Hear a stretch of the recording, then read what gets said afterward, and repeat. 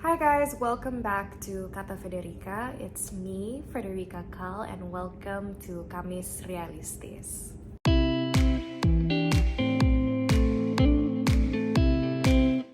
Banyak dari kalian yang mengikuti aku, perjalanan aku waktu di Putri Indonesia dan Miss Universe sering tanya tips and tricksnya untuk public speaking. Well, in this episode, I will be giving you guys just that.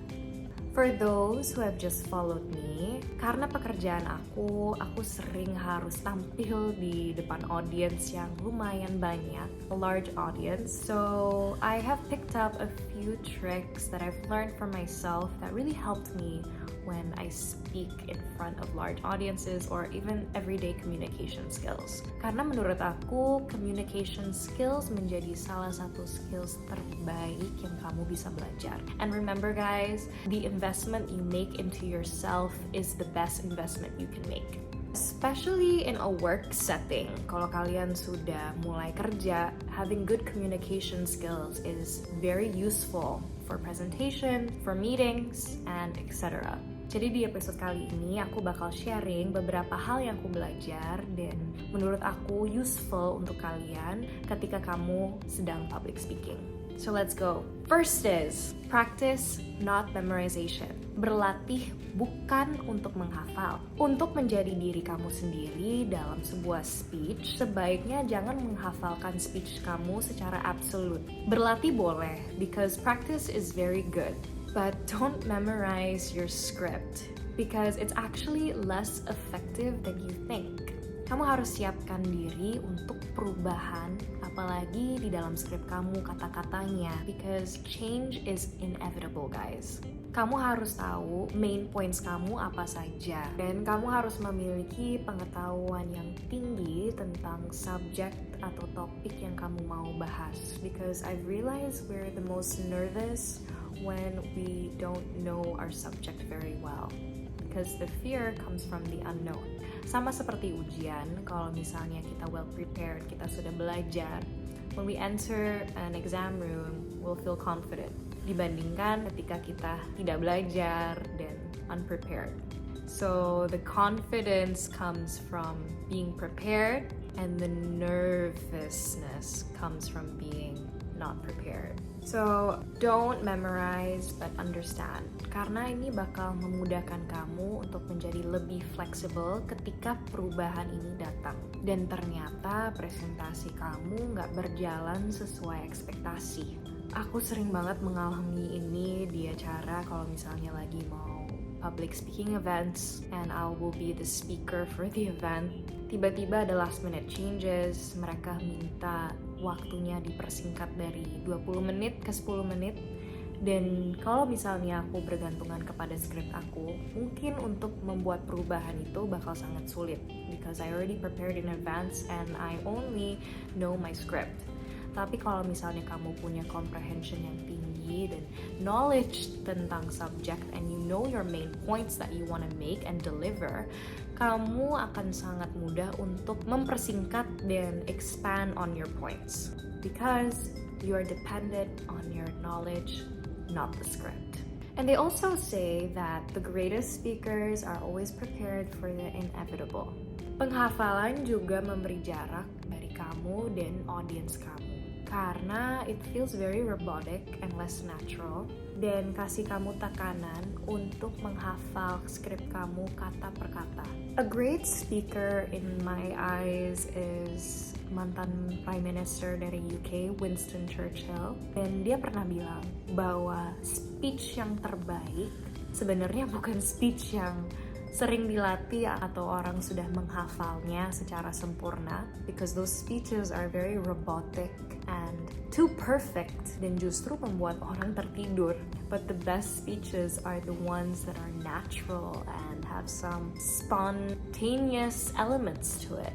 Dan justru dari situ lebih banyak orang yang akan mendengarkan kamu, because you're able to be more expressive and explore different ways to deliver your speech, because you're not tied up in what your script says. Jadi jangan takut dengan perubahan, ketahuilah subjekmu, tapi jangan menghafalkan skrip kamu. And like I said, practice is important. Tapi jangan practice your script only, tapi practice other things. Misalnya nada suara, how your body language is, cara intonasi kamu, dan lain-lain. Yang terpenting adalah transisi. How you transition from one point to another will be very helpful in your speech. My next tool I use is technique storytelling. Storytelling technique buat aku sangat powerful because it paints a picture in the audience's mind. Storytelling menjadi salah satu cara kita bisa mengkomunikasikan informasi atau pesan melalui narasi cerita yang menarik. Cerita bisa memudahkan audiens untuk memahami pesan kita karena bukan hanya memberi fakta atau teori saja, tapi membawa audiens dalam sebuah perjalanan yang penuh dengan emosi, imajinasi, yang akan membuat audiens kita reflect dan mungkin inspire them to follow in your words. Because you are creating this emotional connection with your audience through stimulating their minds through visual aspects that you're giving them. Aku sendiri sudah mendengar banyak speech yang hanya fokus terhadap teori dan untuk membahas fakta yang mereka ingin menyampaikan ke audience. Tapi menurut aku, speeches yang paling memorable adalah speech yang penuh dengan narasi, cerita yang menarik. Because we never forget a good story. Kamu bisa implementasikan storytelling ke dalam presentasi kamu berikutnya dengan menceritakan tentang kamu, produk kamu, or anything you want to showcase in your presentation.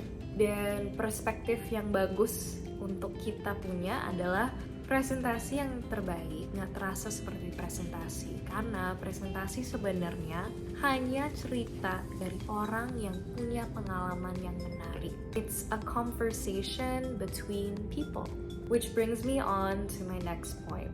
Know your value. Ketika aku mulai berbicara di depan audience yang lebih banyak, my nerves went up the roof. Aku punya tekanan untuk selalu tampil dengan sempurna.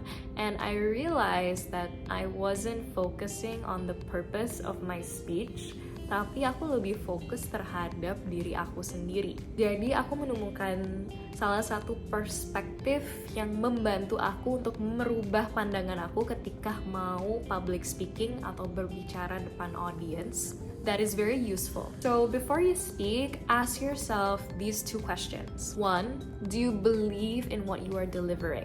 And 2, does your message have value to your audience? If you answered yes untuk kedua pertanyaan itu, berarti nerves yang kamu rasakan di saat itu adalah ego.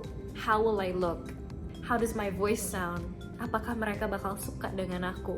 That is your ego talking because you are saying I all the time. Dan kamu lupa purpose kamu. Kalau kamu fokus terhadap value yang kamu bisa berikan kepada audience, then you will be successful in your speech. Because it's not about you, it's about them. Karena alasan mengapa kamu berbicara saat itu, karena kamu memiliki pengetahuan yang audience kamu ingin tahu. You bring value to them. So remember that. And remember what you can give to them. Jadi buatlah experience yang memorable untuk audience kamu dan memberikan value untuk mereka. Buat aku sendiri, I like to do this technique where I talk to one person in a room for a brief moment and I move on to the next. The reason why I do this, karena satu, aku ingin memiliki koneksi di antara aku dan audience aku. And looking someone in the eye is a very powerful tool. And I want them to feel what I'm feeling.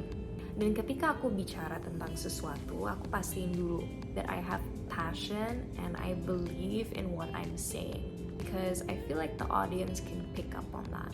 Dan aku berusaha untuk translate perasaan aku dalam kata-kata.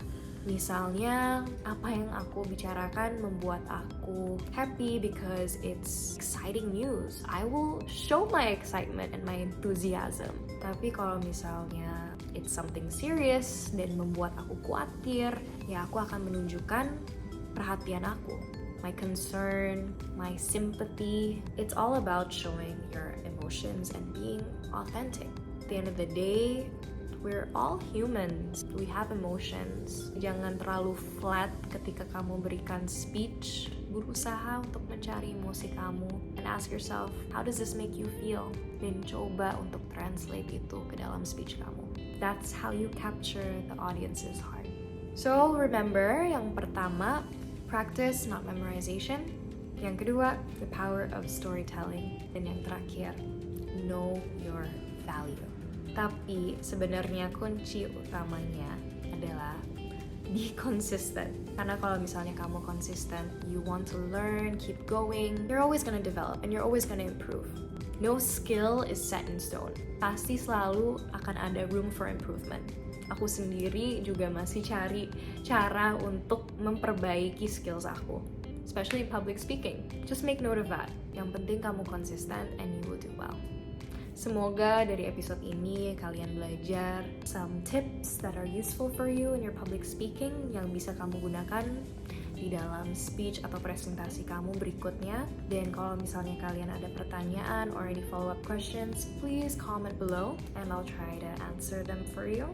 Dan jangan lupa untuk subscribe dan like video ini. See you next time di Kata Federica di Kamis Realistis.